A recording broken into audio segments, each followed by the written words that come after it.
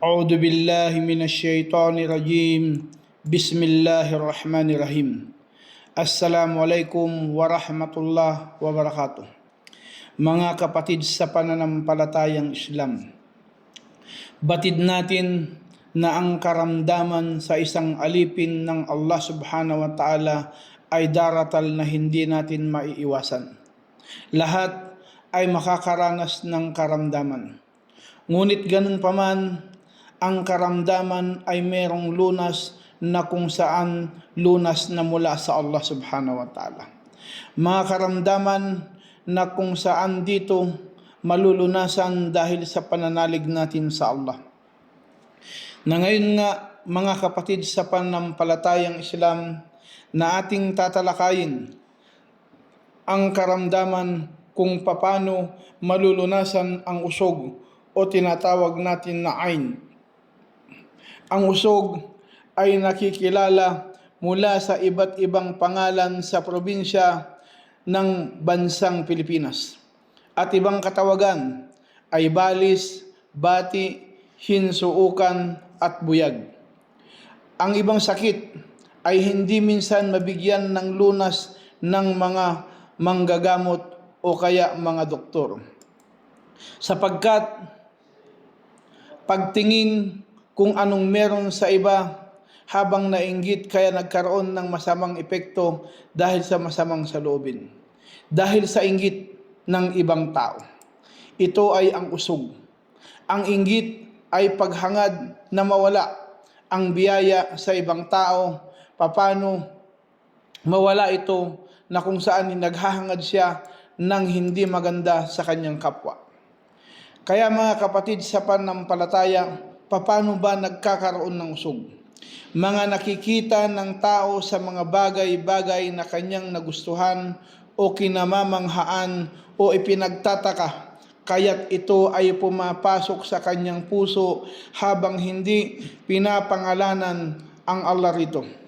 At hindi sinabi ang pagpalain kanawa ng Diyos o sa kagustuhan ni Allah, at hindi nananalangin sa Allah ng pag-iingat, kaya't lumalabas mula sa kanyang mata tungo sa taong tinitignan ang usog at ito ay nakakasama sa kanya.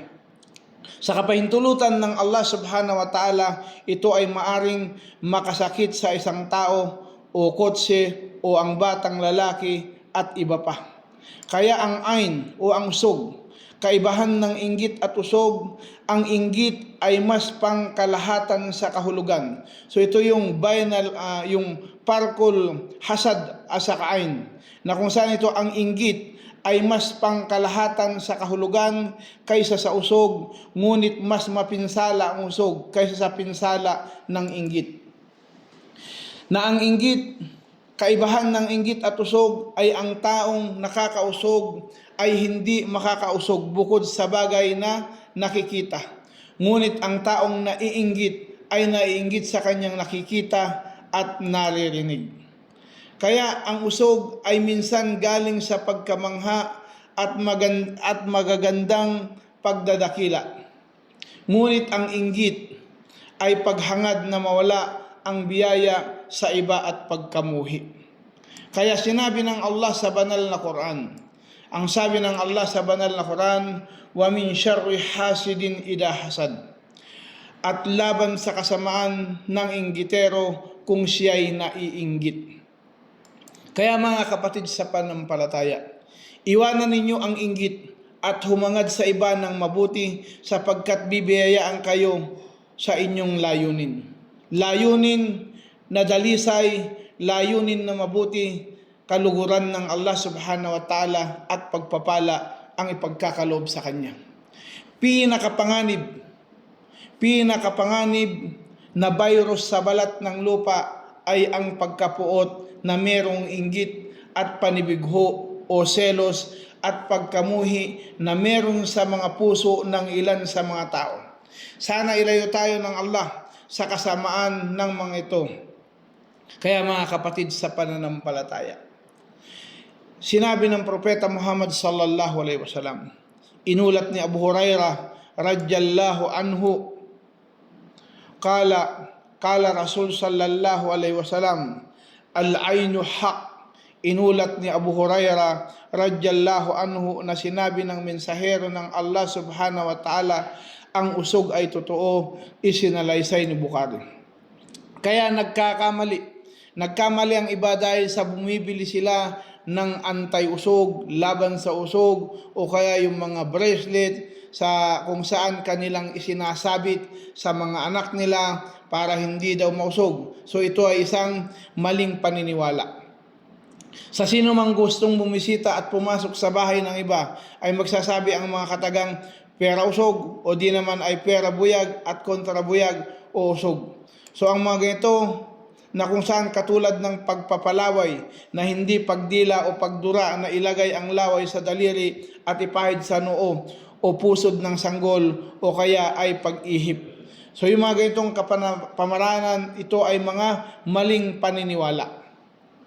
Kaya makita natin ang paliwanag ng siyentipiko, may mga obserbasyon ng ibang estranghero o isang bagong dating o kahit isang bumibisitang kamag-anak, lalo ng isang taong may malakas na personalidad, physical na malaki, maingay, may matapang na amoy o dominante at iba pa, ay maaring madaling magalit o naiinis ang isang bata na kung saan dahil dito na kung saan ang kanilang paniniwala na ito daw ang dahilan o sanhi.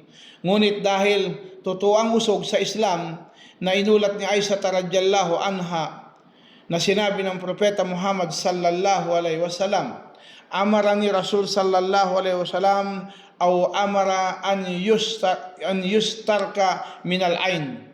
Inulat ni Aisha radhiyallahu anha na inutusan ako ng mensahero ng Allah subhanahu wa ta'ala o kaya nag-utos sa kanya na magsagawa ng rokya, orasyon, laban sa usog, isinalaysay ni Bukhari. Kaya mga kapatid sa pananampalataya, nabatid natin maski sa panahon ng Propeta Muhammad sallallahu alaihi wasallam ay merong usog na pangyayari. Kaya kung titingnan natin na inulat ni Ummu Salama radhiyallahu anha na nakita ng Propeta sallallahu alaihi wasallam sa kanyang bahay ang isang alipin na babae na ang kanyang mukha ay naninilaw. An Ummi Salama radhiyallahu anha anna an-nabi sallallahu alaihi wasallam ra'a fi baytiha jariya fi wajhiha sab'atu faqala istarkulaha fa inna biha nadarata. Sinabi ng Propeta Muhammad sallallahu alaihi wasallam, basahan niyo siya ng rukya sapagkat merong nag-usog sa kanya gamit ang tingin. Kaya mga kapatid sa pananampalataya, na ang usog na kung saan ito'y delikadong sakit, na daratal sa isang tao o karamdaman kung hindi ito malulunasan ay ito ay sanhi na kung saan makakapinsala sa tao. Mga ilang sintomas ng usog o palatandaan na merong usog ang tao na una katulad ng lagnat, paninilaw ng muka, sakit ng tiyan, pananakit sa ibang parte ng katawan, paglitaw ng mga bukol sa kamay at paa. Kaya ang ating relihiyong Islam ay nagturo sa atin, pinabatid sa atin ng Propeta Muhammad sallallahu alaihi wasallam na kung saan mga lunas sa usog na ayon sa katuruan ng ating relihiyong Islam. Ang pagsabi ng Masya Allah kapag namangha, na inulat ni Anas radhiyallahu anhu na sinabi ng Propeta sallallahu alaihi wasallam, man ra'a shay'an fa'ajabahu faqala Masya Allah la quwwata illa billah lam yadurrahu. Sinabi ng Propeta sallallahu alaihi wasallam, ang sino mang nakakita ng isang bagay at saka namangha, siya ay dapat magsabi sa kagustuhan ng Allah, walang lakas maliban sa Allah, hindi siya mapipinsala nito, isinalaysay ni Basar at ginawang mahina ni Albani. Pagsabi ng Masya Allah na kung saan sinabi ng Allah sa banal na Quran, walaula idza dakalta jannataka qulta ma sha Allah la quwwata illa billah in tarani ana aqalla minka malan wa walada. Sinabi ng Allah, Kung sinabi mo lamang nang ikaw ay pumasok sa iyong halamanan, sa kagustuhan ng Allah, walang kapangyarihan maliban sa Allah, bagamat nakikita mo akong mas mababa kaysa sa iyo sa kayamanan at anak. Kaya yun mga kapatid sa pananampalatayang Islam, mga lunas na kung saan laban sa ganitong mga karamdaman, at ganun din na kung saan humingi ng tubig mula sa hinugasan ng taong nag-usog. Na inulat ni Ibn Abbas radiyallahu anha anna Nabi sallallahu alaihi wasallam al-ainu haq walau kana shay'un sabaqal qadara sabaqathu al-ainu wa idha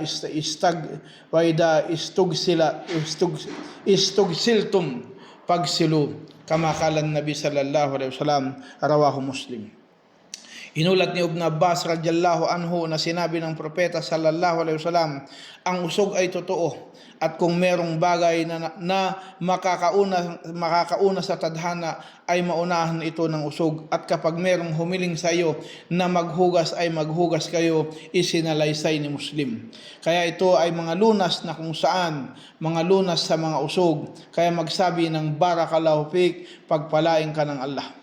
Inulat ni Abu Umama bin Sahal bin Hunayf na nakita ni Amir bin Rabia radiyallahu anhu si Sahal bin Hunayf radiyallahu anhu habang naliligo, kaya kanyang sinabi, wala akong nakita ngayong kasing tulad nito, at wala sa balat ng isang dalagang hindi lumalabas ng bahay pagkaraan bumagsak si Sahal. Kaya pinuntahan ang mensahero ng Allah subhanahu wa ta'ala at sinabihan, o mensahero ng Allah, meron ka bang magagawa kay Sahal bin Hunayf? Sumpaman sa Allah, hindi yamangat ang kanyang ulo.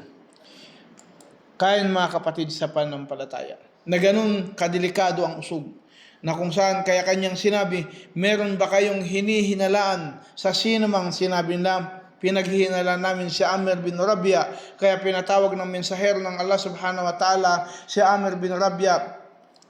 Siya ay nagalit sa kanya at nagsabi, bakit ang isa sa inyo ay papatayin ang kanyang kapatid? Sana ipinanalangin mo na lamang ng pagpapala, kaya maghugas ka para sa kanya. Kaya hinugasan ni Amir ang kanyang mukha at ang dalawang kamay at siko at tuhod at dulo ng kanyang mga paa sa loob ng kanyang malong sa timba. Pagkatapos binuhos sa kanya ito at umalis si Sahal kasama ng mga tao na parang walang nangyari. Isinalaysay ni Malik at itinama ni Albani. Kaya mga kapatid sa pananampalatayang Islam, na kung saan wudu ang ipaghuhugas sa taong nausog. Inulat ni Muhammad bin Abu Umama bin Sahal bin Hunayf na kanyang narinig ang kanyang ama nagsabi, naligo si Sahal bin Hunayf radiyallahu anhu sa Karrar, at saka tinanggal niya ang jubba na nasa kanya habang tumitingin si Amir bin Rabia radiyallahu anhu. Dati, sabi ni Sahal ay maputing lalaki na merong magandang balat, kaya sinabi sa kanya ni Amir bin Rabia, wala akong nakita ngayon na kasintulad nito at wala akong nakita nito nakasintulad nito at wala rin sa balat ng dalaga. So ibig sabihin, namangha siya dito.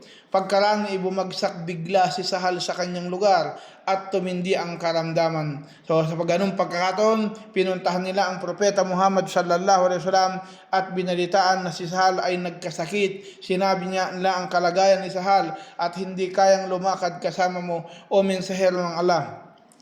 Kaya pinuntahan niya siya ng propeta Muhammad sallallahu alaihi wasallam at binalitaan siya ni Sahal sa anong nangyari kay Amir.